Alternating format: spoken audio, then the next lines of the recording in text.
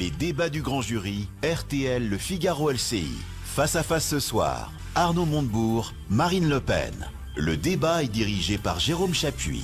Bonsoir et bienvenue dans le grand studio d'RTL pour cette édition spéciale du Grand Jury. Dans un mois tout juste, les Français vont élire leur maire. Élection locale, mes premiers tests nationaux depuis 2012. Et c'est dans ce cadre que nous vous proposons une série de débats. Ce soir, Marine Le Pen, la présidente du Front National, bonsoir. Bonsoir. Face à vous, Arnaud Montebourg, le ministre du Redressement Productif, bonsoir. Bonsoir. À mes côtés, Yves Tréhard du Figaro, Frédéric Delpech. Nous sommes trois arbitres pour un débat en trois temps. On va parler d'abord d'emploi, d'industrie, de développement de nos territoires. Ensuite, il sera question de l'Europe, de l'euro, des frontières. Et puis, on va parler de la dette de la France, de nos impôts, l'une des principales préoccupations des Français. Vos temps de parole sont décomptés. Sans plus tarder, je laisse la main à Yves Tréhard. Vous avez un quart d'heure.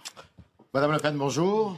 Monsieur Montebourg, bonjour. Bonjour. En préparant cette émission, j'ai regardé un petit peu ce que vous disiez l'un et l'autre sur les problèmes d'industrie et d'emploi. Et la surprise est telle que vous dites souvent la même chose. Vous êtes tous les deux pour le produire français, tous les deux pour... vous êtes plutôt dirigistes dans la conduite des affaires économiques. Vous êtes tous les deux, vous avez l'air très dur contre Bruxelles. Et vous êtes tous les deux, même si c'est modulé, plutôt contre l'euro. L'euro fort, et vous pour la sortie de l'euro, Madame Le Pen. Mais ma première question, elle va vers vous, Monsieur Montebourg, sur les événements d'hier à Notre-Dame-des-Landes, qui ont été des événements très violents, contre cet aéroport dont la construction était prévue. Les écologistes sont vent debout devant cet aéroport, devant la construction de cet aéroport. Madame Duflot a dit qu'il était plutôt deux fois qu'une avec les manifestants. Est-ce que aujourd'hui, compte tenu de ce qui s'est passé, vous êtes pour la sortie des écologistes du gouvernement? Nous considérons, je crois que le Premier ministre l'a dit, le ministre de l'Intérieur, ce qui s'est passé comme des actes de vandalisme inacceptables, qui doivent être d'ailleurs condamnés, poursuivis et condamnés. Et d'ailleurs, ça vaut pour toutes les manifestations, quelles qu'elles soient. Sinon, il n'y a plus d'état de droit. Voilà, la décision a été prise par le Premier ministre de faire cet aéroport. Est-ce que ça vaut une querelle nationale? Je n'en suis pas sûr. Mais le fait qu'il y ait Madame Duflot qui supporte les manifestants, ça vous insupporte pas, justement?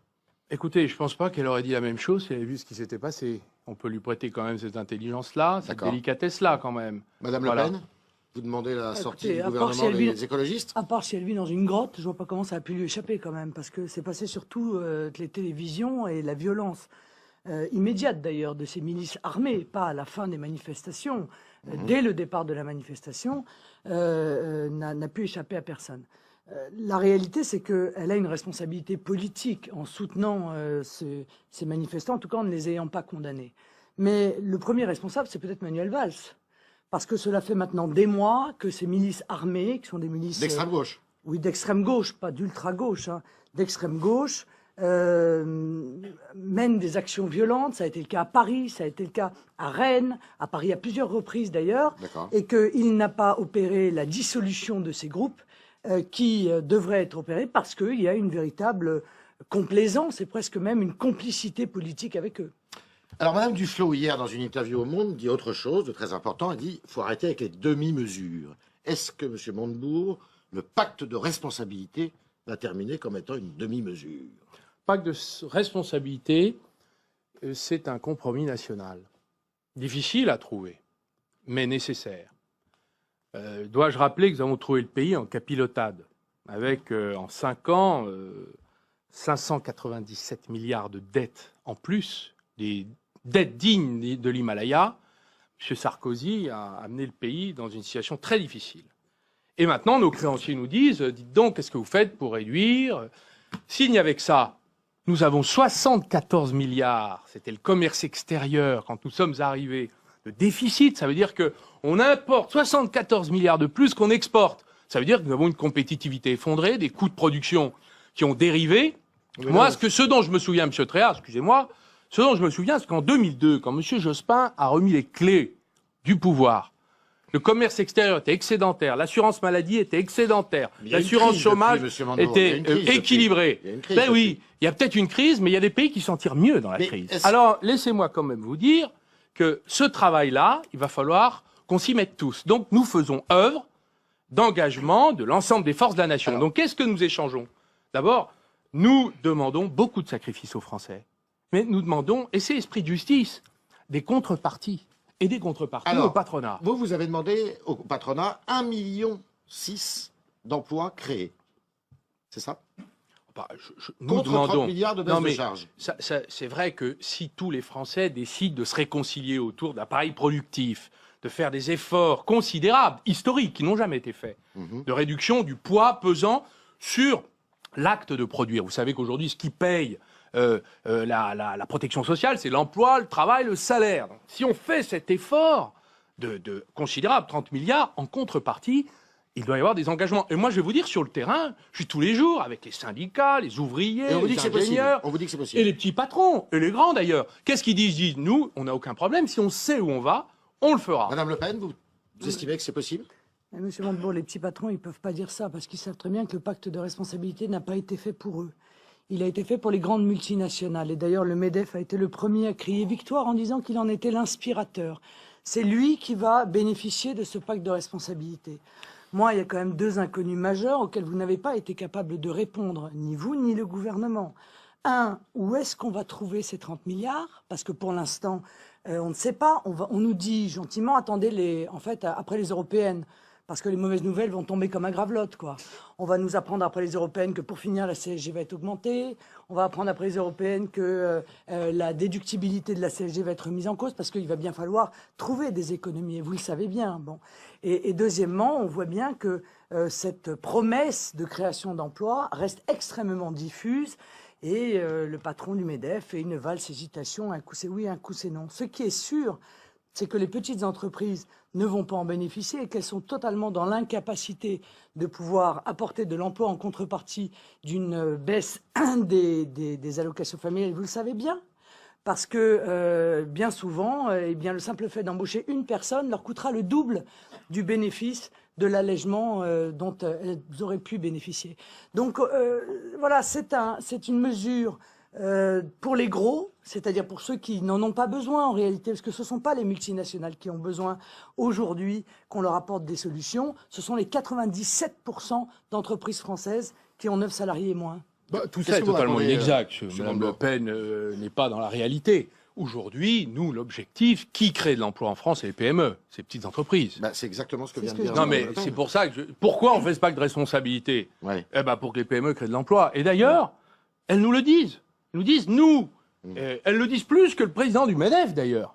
Pourquoi? Parce que c'est ce tissu d'entreprises enracinées qui veut se soulager de ses charges pour pouvoir se porter à l'exportation, améliorer la Mais performance précisément, et il y a embaucher, qui se déclare volontaire. Il y a une demande qui Et est je faite. puis attester, Ouais. sur le terrain, dans les préfectures, quand je rencontre des petits chefs d'entreprise, de petites entreprises, 10, 50, 100, très performants, elles disent, mais nous, on est prêts. Mais il faut qu'il y ait des engagements moraux, pas juridiques. Mais Voilà ce qu'ils nous disent. il vous demande autre chose aussi. Il vous demande de supprimer les seuils.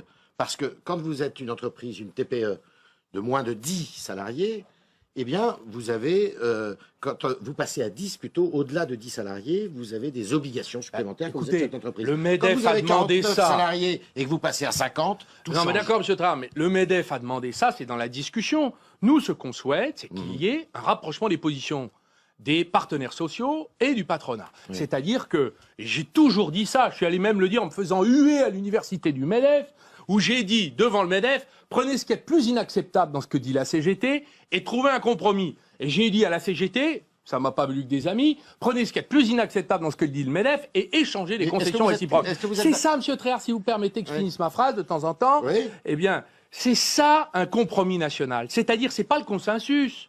C'est pas le chamallow, bisounours. Non, c'est qu'on n'est pas d'accord, mais le pays ayant besoin qu'on se mette d'accord, on trouve un terrain Mais d'accord. est-ce que vous êtes Et d'accord- ça, c'est difficile, Est-ce vous que voyez, vous êtes- et c'est courageux à Est-ce que faire. vous êtes d'accord pour revoir les seuils? Parce que les petites entreprises vous le demandent. C'est dans la discussion avec les Ça partenaires sera dans les sociaux. discussions. Le MEDEF l'a demandé, donc il n'y a D'accord. pas de raison que ce soit pas dans la discussion des partenaires sociaux. Je voudrais, Non, mais- Madame Le Pen, je voudrais vous demander quelque chose. Sur le pacte de responsabilité, un de vos plus proches que au Front National, M. Philippot, a dit que c'était un instrument d'austérité.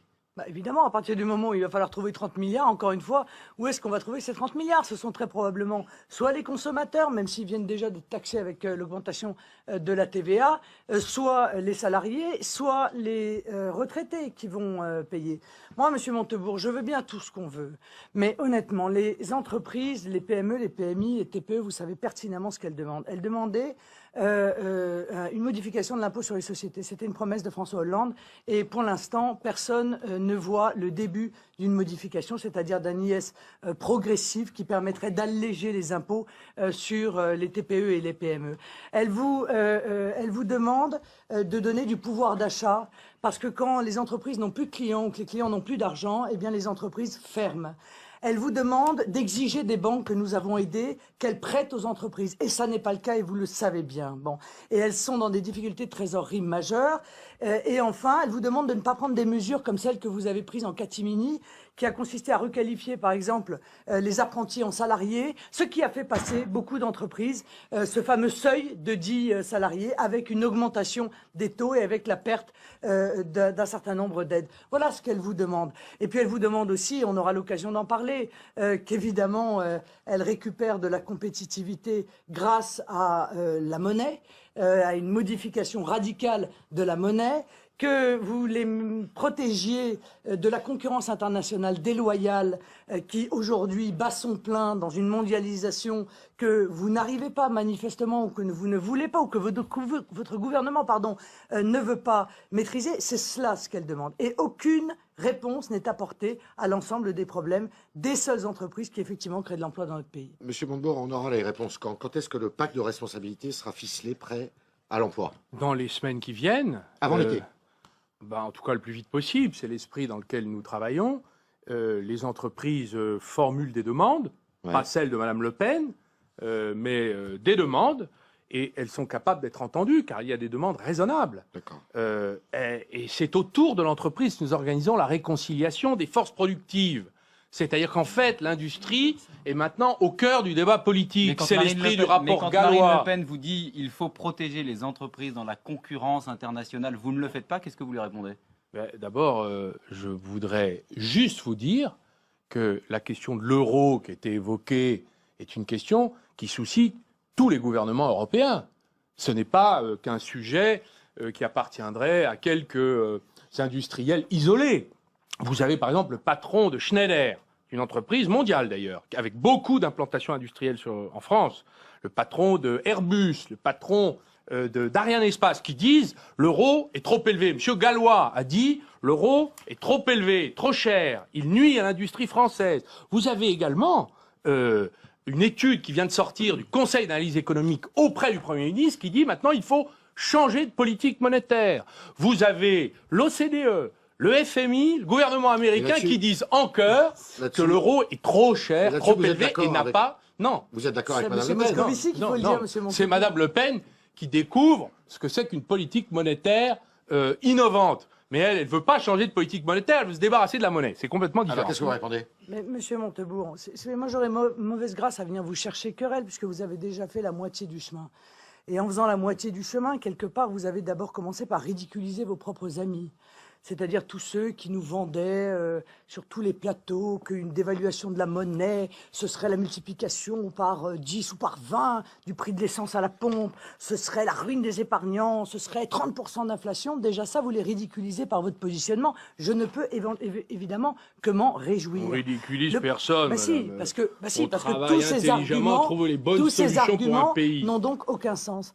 Le problème, si vous voulez, c'est que soit vous êtes sincère, et à ce moment-là, permettez-moi de vous dire que vous êtes un peu naïf et que vous risquez d'avoir une carrière à l'achevènement. C'est-à-dire, dans 10 ans, vous nous expliquerez encore qu'il faut baisser l'euro, mais vous n'aurez toujours pas réussi, évidemment, à le faire. Soit vous êtes insincère et vous êtes une caution du gouvernement. C'est-à-dire, vous êtes ce que la droite forte était pour Sarkozy, qui, en réalité, ne pesait rien, mais était là pour éviter que les électeurs s'enfuient. Car vous savez pertinemment que vous ne pouvez pas obtenir la dévaluation de l'euro.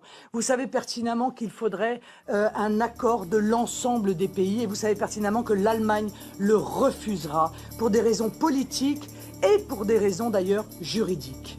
Je vais vous dire. En étant pour la dévaluation, Je vais vous dire d'abord, on n'est pas pour la dévaluation, on est pour le retour. On est pour le retour à une parité raisonnable, c'est-à-dire celle qui existait il y a quelques années. Votre voix Donc est isolée, au ça n'a gouvernement. rien, pas du tout. Je viens de vous expliquer que tout le monde le pense. Je viens de vous l'expliquer. Il faut écouter un peu ce Mais qu'on je dit, vous M. écoute. Tréa. Et je suis en train d'expliquer par ailleurs que l'Allemagne elle-même bouge.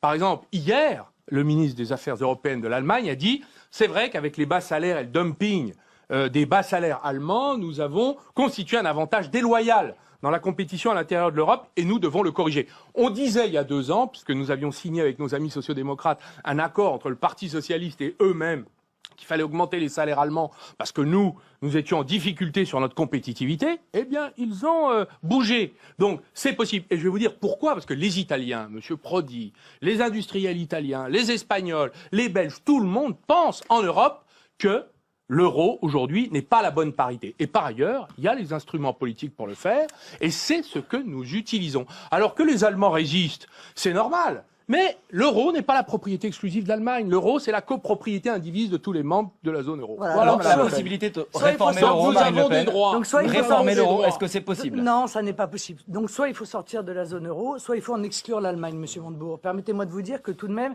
cette promesse-là, je suis pas sûr que vous soyez capable de la tenir.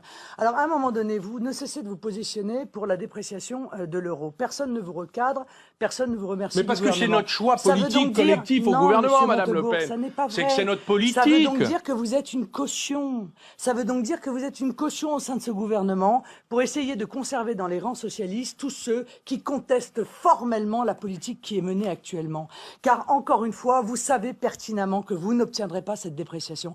Et le problème, c'est que pendant ce temps-là, vous empêchez les véritables solutions d'émerger. Pendant ce temps-là, ce sont des centaines d'entreprises qui tombent tous les mois. Pendant ce temps-là, ce sont des boîtes qui ferment, qui mettent la clé sous la porte parce qu'elles n'arrivent plus à supporter ce taux de change. Et vous gelez en quelque sorte la possibilité de trouver des solutions. Or, la seule solution, et Monsieur Montebourg, celui qui vous conseillait, Monsieur Jacques Sapir, qui était un économiste qui était plus proche de vous que de moi, me semble-t-il, eh bien, vous a quitté à cause de ça. Il vous a quitté parce que il a constaté que vous n'alliez pas au bout de votre logique, au bout de la cohérence, et que vous étiez dans une position que moi j'appelle politicienne en réalité. Écoutez, Madame Le Pen. Sortir de l'euro. Madame Le Montebourg. Pen, vous confondez la monnaie, l'euro, avec l'usage qu'on en fait. C'est comme si on avait dit aux Français, il y a 30 ans, il faut abandonner le franc parce qu'il est trop cher. Non, il faut juste changer la politique monétaire. Yaka. Et non, c'est pas Yaka, Bah, c'est si. que c'est dans les traités. Il faut donc exercer Comment le rapport de force Comment politique Comment vis-à-vis de la Banque centrale. D'ailleurs, je voudrais vous dire, Comment même le directeur de la Banque centrale, M. Draghi, a déclaré la Banque centrale européenne pourrait racheter des titres de la dette publique, c'est-à-dire qu'elle a fait un mouvement stratégique très important qui a eu pour conséquence que l'euro, qui était au bord du gouffre et de la falaise, a réussi à retrouver sa santé. Alors, il est trop élevé, mais quand je dis, d'ailleurs ce n'est pas moi qui le dis, c'est le projet de loi de finances pour 2014 présenté par le gouvernement au Parlement, dit l'euro, et si on le faisait baisser de 10%, d'ailleurs je crois que vous avez repris ce chiffre, eh bien ça crée 150 000 emplois, ça réglerait une partie du déficit extérieur, et ça nous donnerait 1 point de croissance en plus. C'est la position du gouvernement de Pardon revenir d'ailleurs Pardon, à l'année c'est la dernière. Oui, position parce que du c'est le gouvernement projet de loi. français. Oui, parce Moi, que c'est j'ai le projet de loi, entendu- Madame Le Pen. C'est notre Monsieur projet de loi. Montebourg, vous moi voyez. j'ai entendu le Marine Le président Pen. de la République lors de la conférence des vœux vous menacer directement d'ailleurs en disant je ne laisserai pas faire ceux qui veulent s'attaquer à l'euro ou à l'Europe, y compris au sein du Je gouvernement. crois qu'il parlait, Je pense que ça je s'adressait crois à qu'il vous, parlait non d'autres gouvernements, et certainement pas à moi, sinon Ah. je ne serais pas là, Madame Vous Le Pen. êtes Alors, senti Au sein menacé. du moi, gouvernement. non, mais je voudrais vous dire, notre stratégie, on peut la discuter. C'est une stratégie de rapport de force. Nous, on n'est pas des eurobéats, on est des eurocritiques. On a d'ailleurs un mandat populaire. Vous êtes eurocritique. Oui, critique. Mais vous tout seul alors parce que Non, parce Parce que que... moi j'ai des déclarations de Madame Brick, elle n'est pas eurocritique, elle. Hein, elle Mais est- chacun son métier. Et Monsieur Je veux Moscovici juste- non plus. Je vais hein. vous dire, eurocritique, ça veut dire que nous, on pense que l'Europe ne fait pas son boulot dans un certain nombre de domaines. Ah ouais. C'est le cas dans le cadre monétaire. C'est le cas vis-à-vis, par exemple, de ce contrôle tatillon des aides d'État. D'ailleurs, M. Almunia, le vice-président de la Commission européenne, pourquoi je lui ai un petit peu remonté les bretelles? Parce qu'il s'agenouille devant Google, mais quand il s'agit de faire des notifications de procédure à des conseils régionaux de France qui font des aides à des PME pour 200 000 euros, ça, il le fait. Donc, nous avons là une sorte d'attitude de la Commission qui montre qu'elle est incompétente. Et je vais vous le dire, je leur dis en face, je leur dis à Bruxelles. C'est dommage d'ailleurs que les débats des ministres de l'Industrie ne sont pas publics. Je ne peux pas l'obtenir. Mais ça devrait l'être, parce que le débat sur la question industrielle, les prix de l'énergie, le taux de l'euro, la question des aides d'État, ce sont des débats très forts. Alors, moi, à Bruxelles, j'ai un lit de camp. Il paraît que vous n'y êtes jamais. Alors, c'est dommage. Vous devriez vous y battre, Madame Le Pen. Je précise que Arnaud Montebourg a traité cette semaine les commissaires européens de talibans du droit. Qu'est-ce que vous répondez à ça? Oui, oui, mais tout ça, ce sont des mots. Moi, je vois les résultats. Et permettez-moi de vous dire qu'à la tête du ministère du redressement productif, le moins qu'on puisse dire, c'est que les résultats sont quand même pas brillants, monsieur. Eh bien, on va en parler de mes résultats, parce que moi, je voudrais en parler de mes résultats. C'est possible, on va laisser Marine Le Pen parler, vous avez un petit peu d'avance. Que moi, ces débats, ces promesses, etc., monsieur Montebourg, ça fait 25 ans qu'on les entend. Mitterrand, déjà, il y a 25 ans, nous vendait l'Europe sociale. Il y a 25 ans que vous nous bercez avec l'espérance d'une Europe sociale, d'une Europe de la croissance, d'une Europe de l'emploi. L'Union européenne que vous avez contribué à construire et que vous ne cessez de consolider, et encore dernièrement en imposant le traité budgétaire sans l'avoir renégocié, contrairement aux grandes promesses. Qu'est-ce que vous proposez au lieu de critiquer toute la sainte journée, Madame Le Pen? Qu'est-ce que vous proposez? C'est quoi? Moi, je propose que vous arrêtiez de faire des promesses que vous ne tenez pas, monsieur Montebourg. Vous avez vendu le Made in France, très bien. Alors vous avez posé avec une marinière, c'est parfait, bon. Et pendant le même temps, on achetait des scooters de la Poste à Taïwan, on fabriquait les Rangers de l'armée en Tunisie. On les a bien engueulés d'ailleurs. On fabrique les cartes vitales en Inde. Et qu'est-ce qui a changé? Rien n'a changé. Alors vous gueulez peut-être, monsieur Montebourg, mais excusez-moi d'être obligé de vous dire que manifestement, tout le monde s'en moque. Eh bien, c'est inexact. D'abord, moi, je voudrais dire que les choses bougent. 92% des Français considèrent de leur responsabilité que le Made in France est une part de leur responsabilité. Chacun avec ses moyens. D'ailleurs, celui qui en a beaucoup, il a une responsabilité importante. Celui qui en a peu, il en a peu. Donc, il y a un mouvement dans la société. Et je suis très fier d'en avoir pris la tête, parce que c'est une manière d'aimer son pays, le Made in France. Et de faire preuve de patriotisme du quotidien, Madame Le Pen. On ne vous a pas attendu pour aimer le drapeau tricolore, chère madame. Et je voudrais dire une chose importante, puisqu'on parle de mon travail, et je vais le défendre, mon travail. D'abord parce que je suis, c'est vrai, un médecin urgentiste de l'économie. Et nous avons fait en sorte de défendre un certain nombre d'outils industriels. On a sauvé, par exemple, l'aluminium français. Voilà, à Saint-Jean-de-Maurienne. Il y a des ouvriers qui m'ont envoyé un petit cadeau, vous voyez, ça fait toujours plaisir. Pas Florent, je vous ai envoyé quoi, à Cercueil? On a sauvé, pas du tout, un petit couteau Opinel de remerciement. Florange, ils vous ont envoyé quoi? Écoutez, à Florange, on n'a pas sauvé les hauts fourneaux. Mais au moins, personne n'a perdu son travail, parce que le rapport de force avec Mittal a été très dur. Et je ne regrette rien. Et si c'était à refaire, je le referais. Vous voyez? Parce que moi, je n'ai pas de problème avec ces convictions-là. Vous savez, on est entré dans PSA. Tous les Français sont copropriétaires de PSA. On a sauvé PSA. Vous n'avez pas entendu nous complimenter, là? Mais, monsieur Montebourg, vous avez tué PSA. Ah non, on l'a pas tué. Marine Le Pen a la parole. Marine Le Pen a la parole. Elle a un peu de retard. C'est pas vous, mais monsieur Montebourg, ça n'est pas vous qui êtes allé inaugurer... On a sauvé la pétrochimie française. Kemoine, 10 000 salariés. Là aussi, j'ai reçu des lettres de remerciement des syndicalistes. Ça n'est pas vous qui êtes allé inaugurer une usine...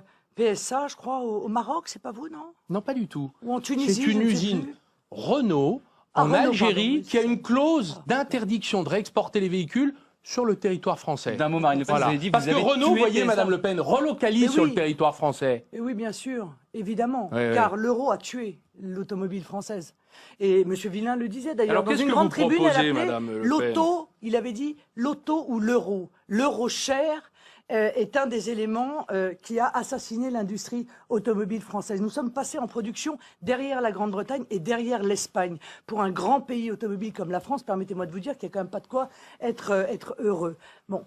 Et de surcroît, on ne met pas en place le protectionnisme intelligent et le patriotisme économique dont M. Montebourg en a plein la bouche, mais dans les faits, il n'y a rien. Si, il se dégage sur les consommateurs en disant « bah vous n'avez qu'à acheter français ». Voilà, c'est tout. Et puis comme ça, vous ferez du patriotisme économique. Mais ça n'est pas cela qu'on attend. Le patriotisme économique que l'on attend, c'est celui qui permet de réserver des marchés publics aux entreprises françaises, comme ça se fait aux États-Unis. Pas seulement, M. Montebourg, 1 milliard par-ci par-là, comme vous vous y êtes engagé, dans une grande déclaration, mais qui n'a eu aucune conséquence. Mais réellement, des pans réservés pour tous les marchés en dessous, par exemple, de 100 000 euros pour les PME et les PMI et les TPE françaises, que l'on interdise aux entreprises de pouvoir postuler à ces marchés publics si il y a 25% de la propriété de l'entreprise qui appartient à un groupe qui n'est pas un groupe en dessous de une société en dessous de 250 personnes, etc. Des choses réelles. Mises en œuvre qui permettent à nos PME et à nos PMI françaises véritablement de profiter d'une priorité sur le territoire national, une priorité à l'argent public, car ce sont des marchés publics, bien sûr. Arnaud Montebourg. Et je voudrais vous répondre que nous avons des choses très réelles. Vous devriez d'ailleurs même les connaître, car nous exerçons la protection de nos intérêts industriels avec les pays de l'Union européenne. Pourquoi? Parce que l'Union européenne, c'est la première puissance industrielle, agricole, économique du monde. La France et l'Allemagne ensemble, c'est 92% du PIB chinois. C'est presque la Chine. Donc on est beaucoup plus fort ensemble. L'Union faisant la force, nous le faisons avec les autres pays européens. Alors je voudrais vous donner quelques exemples, parce qu'apparemment vous les ignorez. Nous avons d'ailleurs obtenu sur la céramique chinoise des droits de douane importants pour protéger la porcelaine de Limoges. Sur les aciers chinois, qui concernent quand même 6 000 emplois directs et indirects, notamment les aciers à revêtement organique, il y a aujourd'hui 11 mesures qui ont été obtenues de la part de l'Union européenne de protectionnisme. Mais notre industrie est morte entre-temps, monsieur.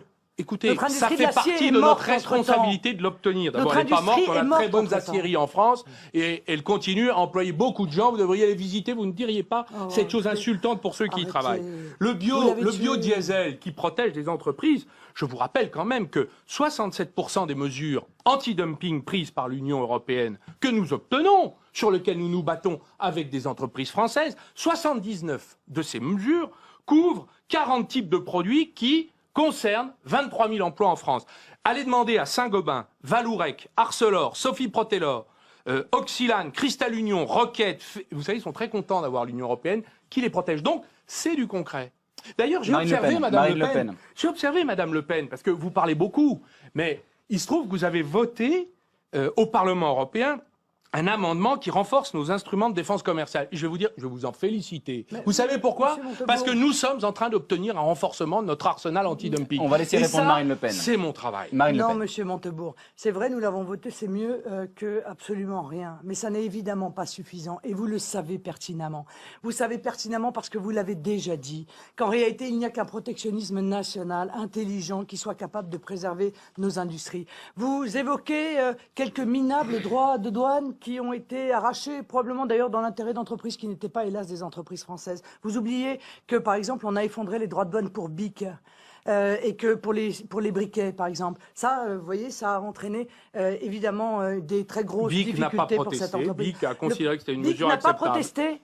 Excusez-moi, mais je suis en rapport avec cette entreprise beaucoup plus souvent que vous. Je vous confirme, monsieur, que BIC a évidemment protesté. J'ai une lettre qui l'atteste, madame. Qu'il a évidemment protesté contre cette situation. Alors, voyez, encore une fois, vous évoquez le Made in France, vous vous en déchargez sur les consommateurs. Pourquoi n'avez-vous pas mis en œuvre en France une politique qui permette de donner un avantage aux entreprises françaises dans les marchés publics? Vous ne l'avez pas fait et vous le savez bien. Et vous savez pertinemment que ça, c'est une des solutions pour pouvoir d'abord... Moralement, nous leur devons, car encore une fois, c'est l'argent des contribuables. Vous évoquez tout à l'heure les consommateurs. Eh bien, cet argent-là, c'est celui justement des contribuables français. Il est tout à fait légitime qu'il aille aux entreprises françaises. Or, évidemment, ça n'est pas le cas. Pourquoi? Parce que c'est interdit par l'Union européenne. Quand vous avez vendu le Made in France, je me souviens, vous avez dit « Oui, il y a un petit verrou européen, mais bon ». Et j'avais répondu « Monsieur Montebourg pense qu'il y a un petit verrou parce qu'il le voit de loin. Parce qu'il s'approcherait, il verrait que le verrou, il est énorme. C'est une interdiction pure et simple de pouvoir mettre en œuvre un patriotisme économique en France. C'est encore une menterie. Madame Le Pen est une familière des menteries, comme dirait ma Donc vous défendez l'Europe en permanence. Non, je ne défends pas l'Europe. Ne dites pas que vous êtes eurocritique, vous le défendez depuis le début de ce débat. Madame Le Pen, la vie n'est pas en blanc et en noir. La vie, elle consiste à se battre pour changer de ce dont on n'est pas content. Vous voulez détruire, c'est plus facile. Mais moi, je veux construire. Donc qu'est-ce que je fais? Je construis une Europe qui ressemble à nos intérêts. Et vous devriez nous y aider plutôt que vociférer depuis des années avec votre père. On va marquer une pause, Arnaud Montebourg. On va marquer une pause. Bien sûr que si, c'est l'heure. Il n'y a pas de publicité. Mais il y a un flash, il n'y a pas de repos dans le débat. C'est une chute sur un tout petit argument. Et j'ai bien compris que vous n'aviez pas épuisé le débat sur l'Europe. Et on va en reparler dans quelques instants. Le temps de laisser passer les informations. À tout de suite.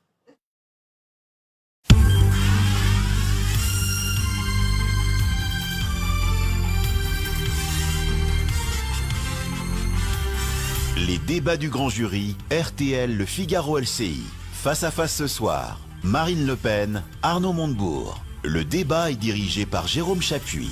Et nous sommes de retour dans le grand studio d'RTL pour ce face-à-face entre Arnaud Montebourg et Marine Le Pen. Je vais laisser la parole à Frédéric Delpech dans un instant. On laisse terminer quand même ce débat sur les marchés publics. Les marchés publics, l'Europe. Marine Le Pen, vous accusez Arnaud Montebourg de ne pas défendre nos entreprises dans la compétition internationale et notamment du fait des règles européennes. J'ai répondu sur le protectionnisme. Les marchés publics, c'est une question importante. D'ailleurs, il y a un règlement de discussion en ce moment au Parlement européen et entre les États membres sur la réciprocité des marchés publics. Pour la première fois, c'est pour ça que ça bouge en Europe, on aurait bien tort de s'en priver, pour la première fois, vous avez des gens qui sont des élus européens qui disent il serait temps quand même que quand les autres États nous ferment leurs marchés publics, nous on leur ferme à notre tour ce qu'on appelle la représaille, c'est-à-dire ce qui nous arrivera si on décide de faire une politique de protection nationale et non plus européenne comme première puissance mondiale. Donc ça progresse. Et par ailleurs, je voudrais vous dire, nous avons les chiffres de l'administration américaine sur ce que sont les marchés publics aux États-Unis d'Amérique. Ils sont en dessous en faveur de leur PME que nous. Donc nous devons encore faire des efforts considérables. D'ailleurs, c'est ce que je demande en fait. En vérité, c'est pas tellement les marchés publics. Là où on a un vrai déficit, c'est les grandes entreprises du CAC 40 qui font pas travailler la France. Et ça, c'est un énorme problème. Et je leur ai dit, je relèverai les compteurs. Nous avons nommé un médiateur qui s'occupe des relations entre les PME et les grandes boîtes pour leur demander d'être beaucoup plus patriotes. Et la pression patriotique va continuer à s'intensifier. C'est notre politique, Madame Le Pen. Non, Monsieur Montebourg, vous avez en juin 2013, je ne sais pas si vous avez considéré que c'était un bouleversement, moi j'ai trouvé ça dérisoire. Vous avez dit l'État va réserver d'ici 2020, d'ici là, je ne sais pas combien de boîtes seront tombées, 2% de la commande publique, c'est-à-dire un pauvre milliard aux entreprises innovantes. Vous croyez que c'est ça ce qu'on attend? Aux États-Unis, tous les marchés entre 2500 et 100 000 $ sont réservés aux PME américaines. Au-dessus de 100 000 $, elles sont réservées s'il y a 2 PME qui arrivent à se partager le travail. Si seule une grande entreprise peut répondre, la PME se voit attribuer une réserve, la réservation partielle du marché. Si il y a plus de 500 000 $ en jeu pour le marché public, elle doit comporter un plan de sous-traitance pour les PME. Alors le jour où vous aurez mis en œuvre des mesures telles que celle-là, très honnêtement, je pense que vous aurez un tout petit peu avancé sur la défense de nos entreprises et sur le patriotisme économique. Mais je vais vous dire, Madame Le Pen... Tant que vous n'aurez pas avancé, monsieur, à ce moment-là, ce seront je vais vous dire, des Madame mots. Le Pen. Des jolis mots, j'entends bien. Non, il n'y a des pas mots de tout de jolis même. mots. Il y a des actes. Vous savez, moi, je passe mon temps à botter les fesses d'un certain nombre d'acheteurs publics. Je les ai réunis pour la première fois. Ça n'avait jamais été réunis par moi. Je leur ai dit, écoutez, vous faites du droit, mais moi, je suis désolé. Je fais du patriotisme industriel. Donc maintenant, vos histoires de droit, vous le faites passer au deuxième rang, vous respectez la loi, mais surtout, vous donnez satisfaction à nos PME. Et de ce point de vue-là, je dois vous dire que nous progressons. Nous avons progressé d'1%. La part des PME françaises dans l'achat public était de 22,4 en 2011. Nous avançons vers 23. En Angleterre, c'est 19.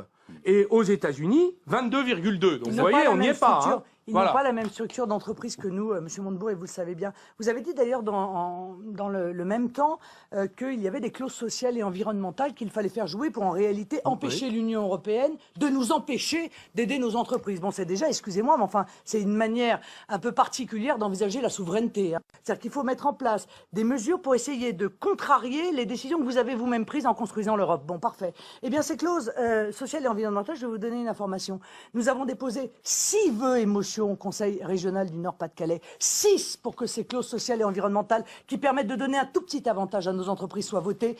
Eh bien, l'intégralité du Conseil régional, UMP, PS, PC, Vert, main dans la main, s'y sont refusés, Monsieur Montebourg. Alors encore une fois, je ne sais pas qui vous bottez les fesses. Je suis sûr que si c'était moi qui l'avais proposé, il l'aurait adopté. Je ne sais pas à qui vous bottez les fesses, mais vous feriez mieux. Je vais aller les convaincre parce que franchement, vous feriez mieux de botter les fesses à Monsieur Moscovici parce qu'il semble pas du tout avoir la même opinion que vous. Écoutez, nous, on veut réformer les marchés publics parce que c'est vrai que ça va pas.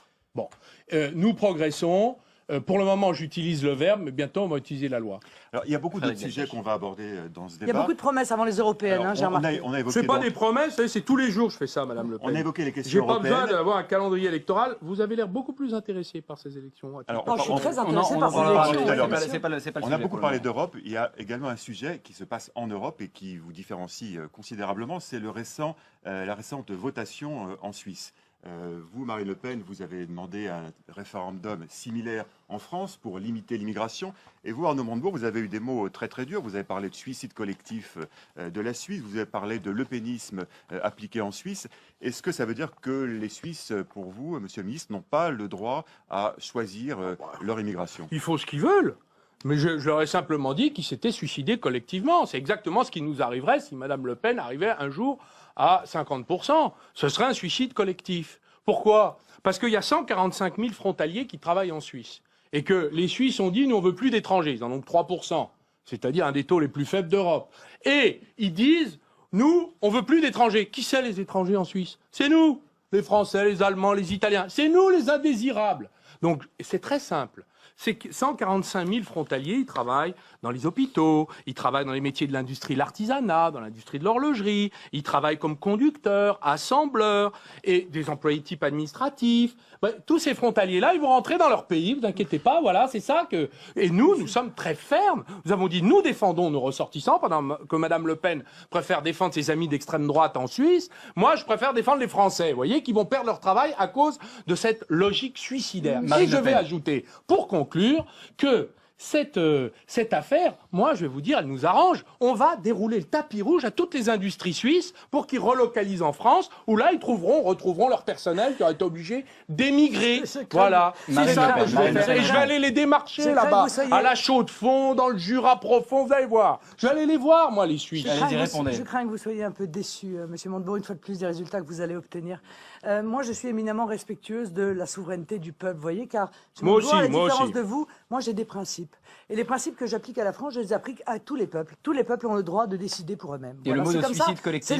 C'est le principe de la Ah oui, ils ont le droit de se suicider, comme l'ordre du temple solaire. Vous savez, ils se mettaient en rond et ils disparaissaient eux-mêmes. Ne soyez pas méprisants à l'égard des autres peuples, ça n'a pas de sens. Et vos caricatures n'ont pas de sens d'ailleurs, Monsieur Montebourg. Car la réalité, c'est qu'évidemment, les 145 000 Français qui travaillent en Suisse ne vont pas du jour au lendemain être interdits d'entrer en Suisse. Ça n'a aucun sens.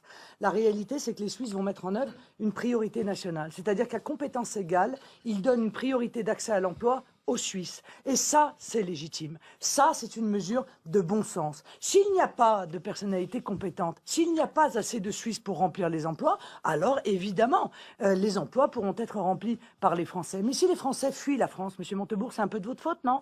S'ils préfèrent partir en Suisse pour travailler, c'est pas un peu de votre faute, car je pense qu'ils préféreraient travailler en France, non, a priori. Ben, en tout cas, les Suisses vont nous aider à revitaliser une partie des régions frontalières. Pourquoi vous les avez menacés, les Suisses, de je menace personne, moi. Si vous les avez menacés... Je vais dire, l'Union européenne, elle ne peut pas accepter, et moi je trouve ça tout à fait normal, que on interdise la liberté de circulation des personnes, mais qu'on devrait laisser circuler les biens. Donc il y aura des mesures de représailles sur les exportations suisses. Avant 2000... et je vais vous dire, c'est la position de mon gouvernement, et c'est normal. Si on porte atteinte aux Français, et aux ressortissants français qui vont perdre leur travail en Suisse, eh bien, puisque ce sont les méchants étrangers qu'on persécute, qu'ils l'aient fait par référendum ou pas d'ailleurs, ça revient au même, ils ont le droit de le faire. Mais nous, notre droit, c'est de défendre nos intérêts. Et là, dans cette affaire, vous ne défendez pas la France, Madame Le Pen. Vous défendez votre idéologie.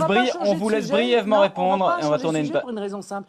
Vous êtes en train de lier le commerce et la libre circulation. Je vous signale quand même qu'on a commercé bien avant l'Union européenne quand même. On s'en rappelle que le commerce international, ça date pas de l'Union européenne. Que les pays entre eux ont commercé depuis déjà de très nombreux siècles, d'ailleurs même on peut dire, Monsieur Montebourg. Bon. Deuxièmement, vous êtes en train de préparer ce qui là va ravager l'économie française et notamment l'agriculture et l'industrie. Un accord de libre-échange avec les États-Unis. C'est quoi la contrepartie? C'est la libre circulation aux États-Unis? La contrepartie de l'accord de libre-échange que vous allez signer, c'est d'obliger les Américains à ouvrir totalement leurs frontières. J'aimerais bien voir ça, ça va me faire sourire, ça. Sur cet accord de libre-échange, d'abord, il est naturel de poser ce débat. il est en cours de négociation, faut préciser, il n'est pas du tout signé. Il est normal de poser ce débat. Et je vais d'ailleurs dire qu'il y a beaucoup de gens qui le posent. Et moi-même, d'ailleurs, dans le gouvernement. Donc, qu'est-ce que nous disons sur cet accord? Il doit être équilibré. Qu'est-ce que vous Eh ben, dites ce qu'on nous Enfin, qu'est-ce disons que nous ensemble. disons Nous disons gouvernement français. Vous voyez, je m'exprime au nom du gouvernement. D'ailleurs, c'est normal, vous avez un Il faut gouvernement accélérer un et indivisible. la procédure. C'est que nous souhaitons que nos intérêts soient préservés. Agricoles, culturels, normes sanitaires, investissement, préférences collectives. Et d'ailleurs, je vais vous dire, vous savez ce qu'on essaie d'obtenir aux Américains, qui ne veulent pas nous donner d'ailleurs. Nous leur disons, vous abandonnez le Buy American Act, c'est-à-dire ce que vous préconisez d'instaurer en France sous le nom de préférence nationale. Eux, ils l'ont, et on leur a dit, il faut que vous fassiez sauter ce verrou, puisqu'on n'a pas le droit de vendre sur des marchés publics américains si on n'a pas installé son entreprise aux États-Unis.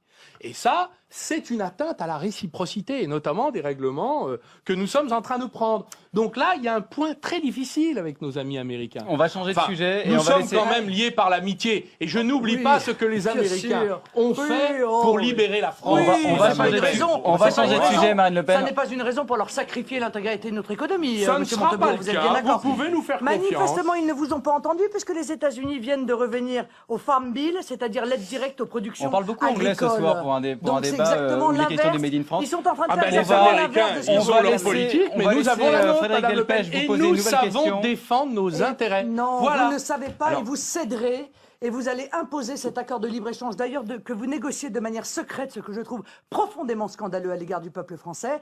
Et le président de la République est allé aux États-Unis pour dire qu'il fallait accélérer cette négociation, comme par hasard d'ailleurs avant les européennes. Vite, vite, vite, vite, vite, vite, vite. Alors, encore une fois, sur ce sujet, vous n'êtes pas écouté, pas entendu, et vous venez nous vendre quelque chose qui n'existera pas. Ce qui existera, ce sont les conséquences dramatiques de cet accord de libre-échange. Et c'est vous qui en porterez, parce que vous êtes au gouvernement, une part de responsabilité, sauf si vous décidez de quitter le gouvernement, en constatant quand même qu'il y a énormément de sujets sur lesquels vous êtes en désaccord avec... On les vous a socialistes. entendu sur ces deux évoquer sujets. un autre On écoute sujet, Frédéric Delpech. qui est la fiscalité. Vous n'a pas échappé qu'on est maintenant à moins d'un mois du premier tour de l'élection municipale et que dans les sondages, la préoccupation majeure des Français, ce sont les hausses d'impôts locaux essentiellement.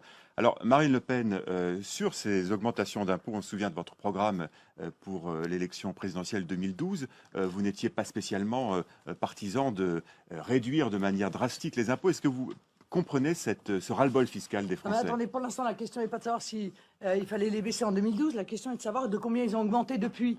Et permettez-moi de vous dire, c'est pas moi qui l'ai dit, c'est encore une fois Le Monde, c'est pas vraiment un journal du Front National. En 2 ans, une année de Nicolas Sarkozy, une année de François Hollande, 84 taxes nouvelles qui ont été créées et des augmentations d'impôts qui ont jeté les Français dans la détresse. Voilà, je le dis très clairement, jeter les Français dans la détresse.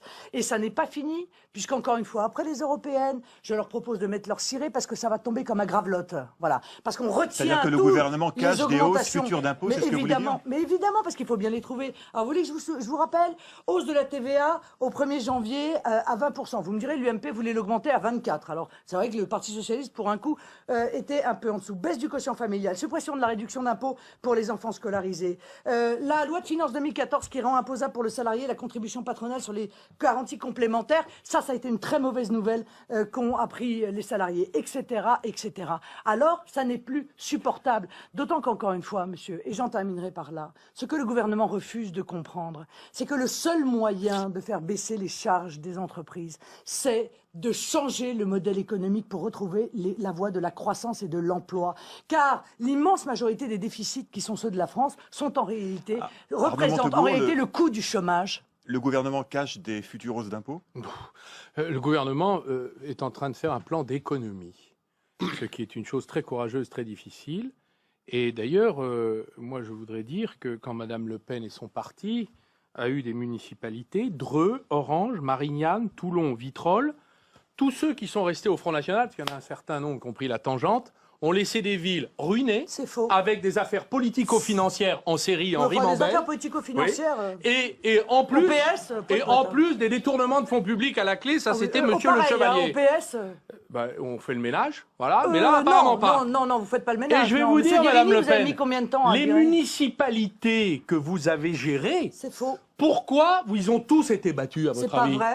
C'est Ils pas ont tous vrai, été monsieur. battus, sauf ceux qui Ça- ont quitté votre parti Non, mais- pour faire une autre politique. Non, mais les Pourquoi? Parce que vos solutions, Non, c'est regardez, les solutions Chauffaille désastreuses. réélu au premier tour. Ah, mais Orange Madame réélu Bignon, au premier tour. Madame Bignon n'est plus à votre parti. Ah, Elle a ouais, quitté d'accord. votre parti. Je peux Non, vous mais le dire, les elle autres aussi, elle hein. était dans mon conseil général. Les autres aussi, je vais vous dire même mieux. mieux, Monsieur Montebourg. Je vais Ils vous ont apprendre quelque fui. chose. Je vais vous apprendre quelque chose que vous ne savez pas. Jean-Marie Chevalier, c'est vrai qu'il s'est mal tenu, et ce sont les conseillers municipaux Front National qui lui ont fait perdre son poste de maire. Vous voyez, nous, on a réagi plus vite que le PS avec Guérini, et avec Dallongeville, et avec Mélic, et avec Cucheda, et avec tous les autres. Frédéric Delpech. Arnaud Montebourg, sur le Conseil stratégique de la dépense publique, le gouvernement doit trouver 50 milliards de recettes en plus, enfin de dépenses en moins, pourrait-on dire comme ça. Est-ce que, pour l'instant, on n'a pas le sentiment d'avoir beaucoup de précision? Ça reste très flou. Est-ce qu'il y a vraiment une volonté réelle du gouvernement? Oui, très sérieuse. D'ailleurs, je dois vous dire, je peux témoigner d'une chose. Quand j'étais le président de mon département, en Saône-et-Loire, j'ai hérité d'une collectivité locale qui était en grave difficulté, pour ne pas dire en quasi-faillite. Nous avons fait un exercice, nous avons supprimé 10% des dépenses. C'était très dur. Les élus étaient contre, le MEDEF manifestait à mes portes, parce que le MEDEF, ils sont pour les baisses d'impôts à Paris, mais quand on dit on va supprimer les routes, là, ils commencent à faire des manifs dans le bureau du président du département local, ce que j'étais à l'époque, quand je n'étais pas au gouvernement à l'époque. Eh bien, nous avons pris des décisions très difficiles, mais nous y sommes parvenus. Et nous avons même gagné les élections, contrairement à Mais tous aujourd'hui, les sur séides du Front National sur qui les ont été 50 régulièrement milliards, sur les battus aux 50 élections milliards locales. aujourd'hui, sur les 50 milliards, il n'y a pas beaucoup de précision aujourd'hui. Mais c'est normal parce qu'on est en discussion. Donc vous aurez les précisions quand On va les laisser arbitrages Marine Le auront Pen été répondre. rendus. On va laisser Marine Le Pen On est en répondre. élection, 50 vous aurez les milliards d'euros solutions à trouver. après les élections. 50 milliards Mais d'euros à je vous l'ai trouver. dit Vous tout les à trouvez l'heure. où? Mais vous les trouvez où? Excusez-moi. Non, c'est pas mais moi qui vous, les trouve, si mais vous bon. étiez au pouvoir. Ah parce ben que moi c'est- je les trouve. Oui, Alors, parce qu'on dans- sait alors, je les toujours trouve pas dans ce que vous l'immigration. proposez, hein. Je les trouve dans l'immigration. Je les trouve dans les 7 milliards qu'on verse à fonds perdus à l'Union européenne chaque année. Je les trouve dans la fraude sociale. Je les trouve dans les doublons de compétences entre les collectivités. Je les ai là, les doublons de compétences. C'est très intéressant. Avec la clause générale de compétences, tout le monde s'occupe de tout. Alors, par exemple, prenons juste la culture, financée par les régions, les départements, la commune et l'État. Prenons, par exemple, le sport, les régions, la commune et l'État. Prenons le schéma régional d'élaboration, les régions, les départements, la commune et l'État. Et j'en ai des tas comme ça, vous voyez, tout ça, ce sont des compétences qui sont en réalité communes, des doublons. Mais ça, entre on a l'ensemble compris des qu'il y a un travail collectivités. là-dessus. Mais il y a un point que vous avez soulevé, qui est la question de l'immigration. Vous dites on va faire beaucoup d'économies sur l'immigration. Je Oui. voudrais qu'on entende Arnaud Montebourg vous répondre sur le sujet. Bah, écoutez, il y a des rapports très sérieux Voilà. qui démontrent que l'immigration rapporte plus qu'elle ne coûte. Faut en faire plus alors. Non. Ah si, non. faut assumer. Non, parce qu'il y a quand même des problèmes de cohabitation quand il y a concentration d'un certain nombre de ressortissants qui ne sont pas qui sont étrangers. Ce que je sais, c'est que ça coûte 47,5 milliards, que ça rapporte 60 milliards, et que même le Conseil d'orientation des retraites parvient à la conclusion que les immigrés pèsent d'un poids positif dans la sauvegarde de notre système social. Pour une raison simple d'ailleurs, c'est qu'il n'y a pas de corrélation nulle part dans le monde, sauf dans l'esprit fantasmé de Madame Le Pen, entre le taux de chômage et le taux d'immigration. Vous avez des endroits où le taux d'immigration est très élevé, le chômage faible, et l'inverse est aussi vrai. Donc, il faut arrêter avec cet extrémisme qui vise à répandre la haine, car moi je dis merci cinéma. aux 52 nationalités qui Arrêtez travaillent le à cinéma. PSA et qui font la force de cette entreprise. Je dis merci aux entreprises étrangères, il y en a quand même 20 000 en France qui emploient 2 millions de Français. Je dis merci à tous ces ouvriers qui ont participé à l'aventure industrielle nationale, et je dis aussi merci à tous ceux qui d'ailleurs sont devenus des Français, voilà, et qui portent très fièrement, j'allais dire, notre communauté nationale. Marine Le Pen. Voilà. L'immigration pèse d'un poids considérable évidemment sur l'économie, et elle a une première conséquence, et c'est déjà depuis les années 70, c'est qu'elle pèse à la baisse sur les salaires. C'est d'ailleurs une des raisons pour laquelle les Suisses étaient effectivement inquiets, parce qu'ils voient arriver des travailleurs qui acceptent des salaires bien inférieurs aux salaires suisses. Ben, c'est exactement la même chose en France. Et c'est tellement leur philosophie, et ils aiment tellement ces travailleurs étrangers qui pèsent à la baisse sur les salaires, les socialistes, qu'ils ont contribué, avec d'ailleurs l'UMP, à mettre en place la directive détachement des travailleurs, qui fait qu'aujourd'hui, on organise par l'État le dumping social, qui fait qu'effectivement, des tas d'étrangers viennent travailler en France à des salaires qui sont, en tout cas à des coûts qui sont bien inférieurs, puisque leurs charges sont les charges de leur pays d'origine et non pas les charges françaises. C'est ainsi, Monsieur Montebourg, je le répète souvent, mais je le redis parce que c'est un élément très révélateur, que dans le deuxième chantier français, ça devrait vous intéresser, le terminal méthanier de Dunkerque, il y a 40 40% de travailleurs étrangers. Mais ça veut dire aussi qu'il y a 40% de Français qui pourraient être en train de travailler sur ce terminal méthanier et qui ne travaillent pas, qui sont au chômage. Si ça vous réjouit, si vous tirez votre chapeau à cette politique-là, moi je m'en prends pas aux personnes, Monsieur Montebourg, je m'en prends à vous.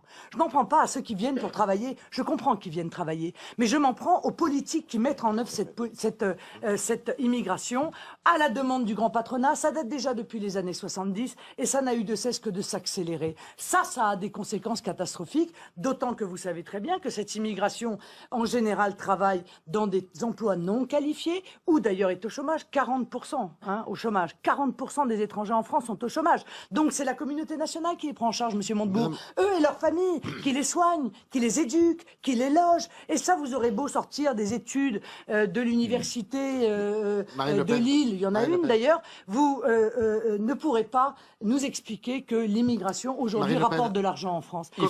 Elle apporte de l'argent aux grands patrons. Compte tenu de ce que vous venez de dire, on se demande pourquoi vous prenez le retour à la retraite à 60 ans.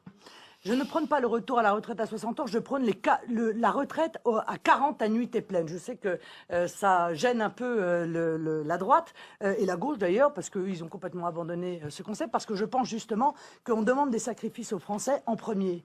Or, il me semble qu'il y a énormément d'argent qui est jeté par les fenêtres, énormément de gaspillage en France. Commençons d'abord par faire les économies sur les mauvaises dépenses de l'État. Après, si on se rend compte qu'on est obligé de demander un sacrifice en termes de travail aux Français, on leur demandera. Mais pas avant toute autre chose, pas avant toute autre économie. De surcroît, et vous le savez bien, avec le niveau de chômage qui est celui de notre pays, avec le délai avec lequel les jeunes entrent aujourd'hui sur le marché du travail, avant d'avoir ne serait-ce que 40 annuités pleines, eh bien, il y a beaucoup de gens qui auront très largement des cheveux blancs. Arnaud Montebourg. L'affaire de la loi du pays d'origine c'est la suite de Bolkestein. Vous savez, de cette directive Bolkestein que qui nous avait fait avons grand débat il y a d'ailleurs quelques années. été nombreux à combattre et elle pose d'énormes problèmes sur le terrain. Parce que vous avez des ressortissants d'autres pays européens, d'autres pays de l'Union européenne qui sont payés au lance-pierre, qui viennent travailler sur notre sol sans avoir les mêmes charges attachées ou cotisations attachées ou protection sociale attachées à leur salaire. Donc, nous venons de faire renégocier cette directive. C'est d'ailleurs une de nos victoires. Au mois de décembre dernier. Vous contestez que ce soit une victoire. Non, mais monsieur Chaput, laissez-moi terminer ma phrase. C'est quand même très important d'informer les Français.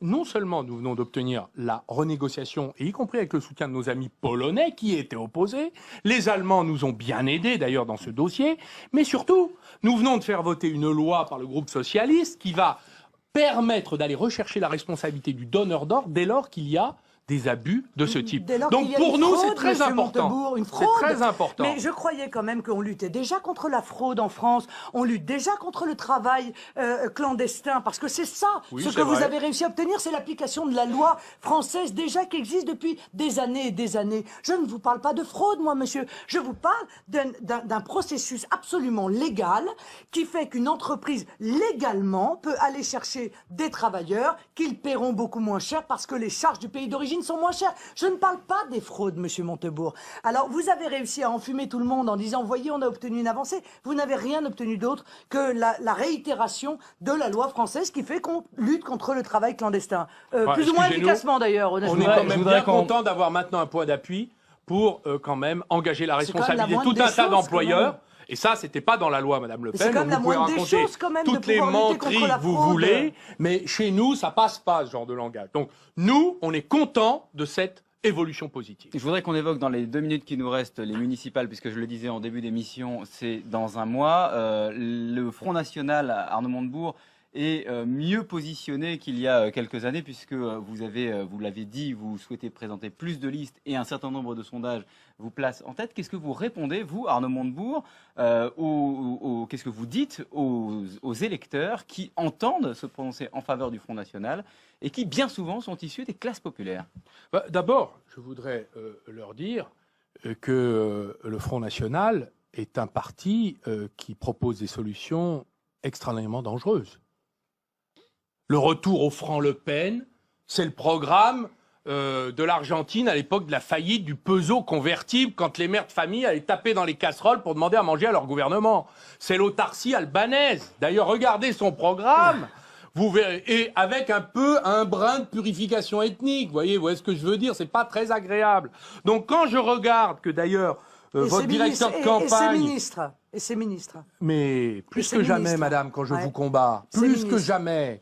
Et je vais vous dire, votre directeur de campagne a annoncé 1000 listes au municipal. Vous n'en avez pas fait plus de 500. 1000, mais qu'est-ce que vous racontez? Vous racontez Pas plus de 500. Pourquoi? Monsieur Pourquoi Montebourg, on n'est n'arrive pas à faire ces listes? Monsieur Montebourg, parce que les gens ne veulent pas adhérer aux positions extrémistes du Front National, démagogique, qui passe son temps à vociférer, mais qui n'a pas le début d'une solution, sauf extraordinairement dangereuse. Et tout ça pour couronner le tout, moi je n'oublie pas que le président d'honneur du Front National a fait il y a quelques années, l'éloge de la Gestapo et de l'occupation allemande. Donc tous les Français, ils ont ça en tête. Vous voyez ce que je veux dire? Et comme disait ma grand-mère, madame, les chiens ne font point des chats. On va laisser, on est quasiment à l'équilibre du temps de parole. On va laisser Marine Le Pen répondre très rapidement. Écoutez, je constate que j'ai dû mettre un certain nombre de scuds à Monsieur Montebourg pour qu'il en arrive à la fin du débat à retomber dans ces grotesques caricatures. Ça n'est pas du niveau, effectivement, d'un ministre. Et je remarque que toutes les solutions, en tout cas économiques, que nous avons proposées envers et contre tout, contre les partis politiques, contre les églises, contre les mages et contre je ne sais qui d'autre, eh bien, il est en train de nous dire ce soir qu'il est parfaitement d'accord avec les solutions qui ont été celles du Front National. Vous êtes peut-être d'accord avec moi, mais moi je ne serai jamais d'accord avec vous, Madame Le Pen. Nous avons été les premiers courageusement. Et ça, vous n'arriverez pas à le faire oublier, Monsieur Montebourg. C'est vous qui venez vers nous et pas l'inverse. Merci à tous les deux. On est à 10 secondes près. C'est déjà fini, moi, il faudra encore une heure. Écoutez, revenez quand vous voulez. On pourra éventuellement faire le match retour. Il y a des mots assez forts qui ont été prononcés ce soir. La semaine prochaine, autre débat dans cette émission. N'oubliez pas ma grand-mère, Madame Le Pen. Le débat est terminé. Le débat est terminé. Merci à tous les deux. Faites-lui un procès à ma grand-mère. La semaine prochaine, nous aurons une autre ministre dans ce studio, Najat Vallaud-Belkacem. Je traite les injures par le mépris, Monsieur le ministre. C'est pas une injure, c'est une vérité. On s'arrête là. Vous savez en prononcer quelques fois. L'émission est terminée. Merci à tous les deux. Oui, c'est déjà terminé. Dans un instant, sur RTL, les sports avec Ludovic Van de Kerkhoff. Quant à nous, on se retrouve dans une dizaine de minutes sur LCI et dans la foulée sur RTL.fr, elfigaro.fr pour le débrief de ce débat. Les débats du grand jury, RTL, le Figaro LCI. Face à face ce soir, Arnaud Montebourg, Marine Le Pen. Le débat est dirigé par Jérôme Chapuis. Bonsoir et bienvenue dans le grand studio d'RTL pour cette édition spéciale du Grand Jury. Dans un mois tout juste, les Français vont élire leur maire. Élection locale, mes premiers tests national depuis 2012. Et c'est dans ce cadre que nous vous proposons une série de débats. Ce soir, Marine Le Pen, la présidente du Front National, bonsoir. Bonsoir. Face à vous, Arnaud Montebourg, le ministre du Redressement Productif, bonsoir. Bonsoir. À mes côtés, Yves Tréhard du Figaro, Frédéric Delpech. Nous sommes trois arbitres pour un débat en 3 temps. On va parler d'abord d'emploi, d'industrie, de développement de nos territoires. Ensuite, il sera question de l'Europe, de l'euro, des frontières. Et puis, on va parler de la dette de la France, de nos impôts, l'une des principales préoccupations des Français. Vos temps de parole sont décomptés. Sans plus tarder, je laisse la main à Yves Tréhard. Vous avez un quart d'heure. Madame Le Pen, bonjour. Monsieur Montebourg, bonjour. Bonjour. En préparant cette émission, j'ai regardé un petit peu ce que vous disiez l'un et l'autre sur les problèmes d'industrie, d'emploi. Et la surprise est telle que vous dites souvent la même chose. Vous êtes tous les deux pour le produire français, tous les deux pour... vous êtes plutôt dirigistes dans la conduite des affaires économiques. Vous êtes tous les deux, vous avez l'air très dur contre Bruxelles. Et vous êtes tous les deux, même si c'est modulé, plutôt contre l'euro. L'euro fort, et vous pour la sortie de l'euro, Madame Le Pen. Mais ma première question, elle va vers vous, Monsieur Montebourg, sur les événements d'hier à Notre-Dame-des-Landes, qui ont été des événements très violents, contre cet aéroport dont la construction était prévue. Les écologistes sont vent debout dans cet aéroport, devant la construction de cet aéroport. Madame Duflot a dit qu'il était plutôt 2 fois qu'une avec les manifestants. Est-ce que aujourd'hui, compte tenu de ce qui s'est passé, vous êtes pour la sortie des écologistes du gouvernement? Nous considérons, je crois que le Premier ministre l'a dit, le ministre de l'Intérieur, ce qui s'est passé comme des actes de vandalisme inacceptables, qui doivent être d'ailleurs condamnés, poursuivis et condamnés. Et d'ailleurs, ça vaut pour toutes les manifestations, quelles qu'elles soient. Sinon, il n'y a plus d'état de droit. Voilà, la décision a été prise par le Premier ministre de faire cet aéroport. Est-ce que ça vaut une querelle nationale? Je n'en suis pas sûr. Mais le fait qu'il y ait Madame Duflot qui supporte les manifestants, ça vous insupporte pas, justement? Écoutez, je ne pense pas qu'elle aurait dit la même chose si elle avait vu ce qui s'était passé. On peut lui prêter quand même cette intelligence-là, cette D'accord. délicatesse-là quand même. Madame Voilà. Le Pen, vous demandez la sortie Écoutez, du à part si gouvernement elle des écologistes? À part si elle vit dans une grotte, je vois pas comment ça a pu lui échapper quand même, parce que c'est passé sur toutes les télévisions et la violence immédiate d'ailleurs de ces milices armées, pas à la fin des manifestations, dès le départ de la manifestation, n'a pu échapper à personne. La réalité, c'est qu'elle a une responsabilité politique en soutenant ces manifestants, en tout cas en ne les ayant pas condamnés. Mais le premier responsable, c'est peut-être Manuel Valls. Parce que cela fait maintenant des mois que ces milices armées, qui sont des milices... D'extrême gauche. Oui, d'extrême gauche, pas d'ultra-gauche, hein, d'extrême gauche, mènent des actions violentes. Ça a été le cas à Paris, ça a été le cas à Rennes, à Paris à plusieurs reprises d'ailleurs, D'accord. et qu'il n'a pas opéré la dissolution de ces groupes qui devrait être opérée parce qu'il y a une véritable complaisance et presque même une complicité politique avec eux. Alors, Madame Duflot, hier, dans une interview au Monde, dit autre chose de très important. Elle dit qu'il faut arrêter avec les demi-mesures. Est-ce que, M. Montebourg, le pacte de responsabilité va terminer comme étant une demi-mesure? Pacte de responsabilité, c'est un compromis national. Difficile à trouver, mais nécessaire. Dois-je rappeler que nous avons trouvé le pays en capilotade, avec en 5 ans 597 milliards de dettes en plus, des dettes dignes de l'Himalaya. M. Sarkozy a amené le pays dans une situation très difficile. Et maintenant, nos créanciers nous disent, dites donc, qu'est-ce que vous faites pour réduire? S'il n'y avait que ça, nous avons 74 milliards, c'était le commerce extérieur quand nous sommes arrivés, de déficit. Ça veut dire qu'on importe 74 milliards de plus qu'on exporte. Ça veut dire que nous avons une compétitivité effondrée, des coûts de production qui ont dérivé. Oui, Moi, non, ce dont je me souviens, M. Tréard, excusez-moi, ce dont je me souviens, c'est qu'en 2002, quand M. Jospin a remis les clés du pouvoir, le commerce extérieur était excédentaire, l'assurance maladie était excédentaire, Il y a une l'assurance crise chômage depuis, M. Montebourg. Il y a était une crise depuis. équilibrée. Il y a une crise Ben oui, depuis. il y a peut-être une crise, mais il y a des pays qui s'en tirent mieux dans la Mais crise. est-ce- Alors, laissez-moi quand même vous dire que ce travail-là, il va falloir qu'on s'y mette tous. Donc, nous faisons œuvre d'engagement de l'ensemble des forces de la nation. Alors- Donc, qu'est-ce que nous échangeons? D'abord, nous demandons beaucoup de sacrifices aux Français. Mais nous demandons, et c'est esprit de justice, des contreparties. Et des contreparties Alors, au patronat. Vous avez demandé au patronat 1,6 million d'emplois créés. C'est ça? Bah, nous Contre 30 demandons. milliards de baisse Non, de mais charges. c'est vrai que si tous les Français décident de se réconcilier autour d'appareils productifs, de faire des efforts considérables, historiques, qui n'ont jamais été faits, de réduction du poids pesant sur l'acte de produire. Vous savez qu'aujourd'hui, ce qui paye la protection sociale, c'est l'emploi, le travail, le salaire. Donc, si on fait cet effort de considérable, 30 milliards, en contrepartie, il doit y avoir des engagements. Et moi, je vais vous dire, sur le terrain, je suis tous les jours avec les syndicats, les ouvriers, Et on vous dit les que c'est possible. ingénieurs, On vous dit que c'est et possible. les petits patrons, et les grands d'ailleurs. Qu'est-ce qu'ils disent? Ils disent, nous, on n'a aucun problème. Si on sait où on va, on le fera. Madame Le Pen, vous estimez que c'est possible? Mais Monsieur Montebourg, les petits patrons, ils peuvent pas dire ça parce qu'ils savent très bien que le pacte de responsabilité n'a pas été fait pour eux. Il a été fait pour les grandes multinationales. Et d'ailleurs, le MEDEF a été le premier à crier victoire en disant qu'il en était l'inspirateur. C'est lui qui va bénéficier de ce pacte de responsabilité. Moi, il y a quand même 2 inconnus majeurs auxquels vous n'avez pas été capable de répondre, ni vous, ni le gouvernement. Un, où est-ce qu'on va trouver ces 30 milliards? Parce que pour l'instant, on ne sait pas. On nous dit gentiment, attendez, après les européennes, parce que les mauvaises nouvelles vont tomber comme un gravelotte, quoi. On va nous apprendre après les européennes que pour finir, la CSG va être augmentée. On va apprendre après les européennes que la déductibilité de la CSG va être mise en cause parce qu'il va bien falloir trouver des économies. Et vous le savez bien. Bon. Et deuxièmement, on voit bien que cette promesse de création d'emplois reste extrêmement diffuse.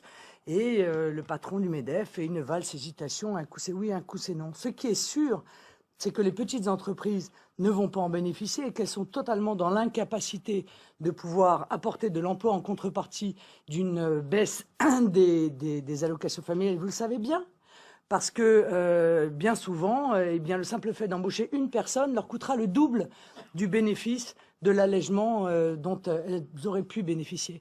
Donc voilà, c'est une mesure pour les gros, c'est-à-dire pour ceux qui n'en ont pas besoin en réalité, parce que ce ne sont pas les multinationales qui ont besoin aujourd'hui qu'on leur apporte des solutions, ce sont les 97% d'entreprises françaises qui ont 9 salariés et moins. Tout Qu'est-ce ça est que vous totalement répondez, inexact. monsieur Mme Montebourg Le Pen n'est pas dans la réalité. Aujourd'hui, nous, l'objectif, qui crée de l'emploi en France, c'est les PME, ces petites entreprises. Bah, c'est exactement ce que C'est vient ce de que dire. je Non, dis. mais Madame Le Pen. c'est pour ça que pourquoi on fait ce pacte de responsabilité? Ouais. Eh ben, pour que les PME créent de l'emploi. Et d'ailleurs, elles nous le disent. Elles nous disent, nous. Elles le disent plus que le président du MEDEF, d'ailleurs. Mhm. Pourquoi? Parce que c'est ce tissu d'entreprises enracinées qui veut se soulager de ses charges pour pouvoir se porter à l'exportation, améliorer la Mais performance précisément, et il y a une- embaucher, qui se déclare volontaire. Il y a une demande qui Et est je faite. puis attester, Ouais. sur le terrain, dans les préfectures, quand je rencontre des petits chefs d'entreprise, de petites entreprises, 10, 50, 100, très performants, elles disent, mais nous, on est prêts. Mais il faut qu'il y ait des engagements moraux, pas juridiques. Mais Voilà ce qu'ils nous disent. il vous demande autre chose aussi. Il vous demande de supprimer les seuils. Parce que quand vous êtes une entreprise, une TPE de moins de 10 salariés, eh bien, vous avez, quand vous passez à 10 plutôt, au-delà de 10 salariés, vous avez des obligations supplémentaires quand vous êtes Écoutez, cette entreprise. le Quand MEDEF vous a avez demandé 49 ça. salariés et que vous passez à 50, tout Non, mais change. d'accord, M. Tram, mais le MEDEF a demandé ça, c'est dans la discussion. Nous, ce qu'on souhaite, c'est qu'il y ait un rapprochement des positions des partenaires sociaux et du patronat. Oui. C'est-à-dire que, et j'ai toujours dit ça, je suis allé même le dire en me faisant huer à l'université du MEDEF, où j'ai dit devant le MEDEF, prenez ce qui est plus inacceptable dans ce que dit la CGT et trouvez un compromis. Et j'ai dit à la CGT, ça m'a pas valu que des amis, prenez ce qui est plus inacceptable dans ce que dit le MEDEF et échangez des Mais est-ce que concessions vous êtes- réciproques. est-ce que vous êtes- C'est ça, M. Tréhard, si vous permettez que je Oui. finisse ma phrase de temps en temps. Oui. Eh bien, c'est ça un compromis national. C'est-à-dire, c'est pas le consensus. C'est pas le chamallow, bisounours. Non, c'est qu'on n'est pas d'accord, mais le pays ayant besoin qu'on se mette d'accord, on trouve un terrain Mais d'accord. est-ce que vous êtes Et d'accord ça, c'est difficile, Est-ce vous que voyez, vous êtes- et c'est courageux à Est-ce que faire. vous êtes d'accord pour revoir les seuils? Parce que les petites entreprises vous le demandent. C'est dans la discussion avec les Ça partenaires sera dans les sociaux. discussions. Le MEDEF l'a demandé, donc il n'y a D'accord. pas de raison que ce soit pas dans la discussion des partenaires sociaux. Je voudrais, Non, mais- Madame Le Pen, je voudrais vous demander quelque chose. Sur le pacte de responsabilité, un de vos plus proches au Front National, M. Philippot, a dit que c'était un instrument d'austérité. Bah, évidemment, à partir du moment où il va falloir trouver 30 milliards, encore une fois, où est-ce qu'on va trouver ces 30 milliards? Ce sont très probablement soit les consommateurs, même s'ils viennent déjà d'être taxés avec l'augmentation de la TVA, soit les salariés, soit les retraités qui vont payer. Moi, Monsieur Montebourg, je veux bien tout ce qu'on veut, mais honnêtement, les entreprises, les PME, les PMI, les TPE, vous savez pertinemment ce qu'elles demandent. Elles demandaient une modification de l'impôt sur les sociétés. C'était une promesse de François Hollande et pour l'instant, personne ne voit le début d'une modification, c'est-à-dire d'un IS progressif qui permettrait d'alléger les impôts sur les TPE et les PME. Elle vous demande de donner du pouvoir d'achat parce que quand les entreprises n'ont plus de clients ou que les clients n'ont plus d'argent, eh bien les entreprises ferment. Elle vous demande d'exiger des banques que nous avons aidées qu'elles prêtent aux entreprises. Et ça n'est pas le cas et vous le savez bien. Bon. Et elles sont dans des difficultés de trésorerie majeures. Et enfin, elle vous demande de ne pas prendre des mesures comme celles que vous avez prises en catimini, qui a consisté à requalifier, par exemple, les apprentis en salariés, ce qui a fait passer beaucoup d'entreprises ce fameux seuil de 10 salariés avec une augmentation des taux et avec la perte d'un certain nombre d'aides. Voilà ce qu'elle vous demande. Et puis elle vous demande aussi, on aura l'occasion d'en parler, qu'évidemment, elle récupère de la compétitivité grâce à la monnaie, à une modification radicale de la monnaie, que vous les protégiez de la concurrence internationale déloyale qui aujourd'hui bat son plein dans une mondialisation que vous n'arrivez pas manifestement ou que vous ne voulez pas ou que votre gouvernement ne veut pas maîtriser. C'est cela ce qu'elle demande. Et aucune réponse n'est apportée à l'ensemble des problèmes des seules entreprises qui effectivement créent de l'emploi dans notre pays. Monsieur Montebourg, on aura les réponses quand? Quand est-ce que le pacte de responsabilité sera ficelé, prêt à l'emploi? Dans les semaines qui viennent... Avant l'été. En tout cas, le plus vite possible, c'est l'esprit dans lequel nous travaillons. Les entreprises formulent des demandes, Ouais. pas celles de Mme Le Pen, mais des demandes, et elles sont capables d'être entendues, car il y a des demandes raisonnables. D'accord. Et c'est autour de l'entreprise que nous organisons la réconciliation des forces productives. C'est-à-dire qu'en fait, l'industrie est maintenant au cœur du débat Mais politique. quand C'est Marine l'esprit Le du Pen- mais rapport quand Marine gallois. Le Pen vous dit il faut protéger les entreprises dans la concurrence internationale, vous ne le faites pas, qu'est-ce que vous lui répondez? D'abord, je voudrais juste vous dire que la question de l'euro qui a été évoquée est une question qui soucie tous les gouvernements européens. Ce n'est pas qu'un sujet qui appartiendrait à quelques industriels isolés. vous avez par exemple le patron de Schneider, une entreprise mondiale d'ailleurs, avec beaucoup d'implantations industrielles en France, le patron de Airbus, le patron d'Ariane Espace, qui disent l'euro est trop élevé. Monsieur Gallois a dit l'euro est trop élevé, trop cher, il nuit à l'industrie française. Vous avez également une étude qui vient de sortir du Conseil d'analyse économique auprès du Premier ministre qui dit maintenant il faut changer de politique monétaire. Vous avez l'OCDE, le FMI, le gouvernement américain qui disent en chœur que l'euro est trop cher, trop élevé et n'a pas... Non. Vous êtes d'accord avec Mme M. Le Pen? Moscovici qu'il faut le dire, M. Montebourg. C'est Mme Le Pen qui découvre ce que c'est qu'une politique monétaire innovante. Mais elle ne veut pas changer de politique monétaire, elle veut se débarrasser de la monnaie. C'est complètement différent. Alors qu'est-ce que vous répondez? Mais Monsieur Montebourg, moi j'aurais mauvaise grâce à venir vous chercher querelle, puisque vous avez déjà fait la moitié du chemin. Et en faisant la moitié du chemin, quelque part, vous avez d'abord commencé par ridiculiser vos propres amis.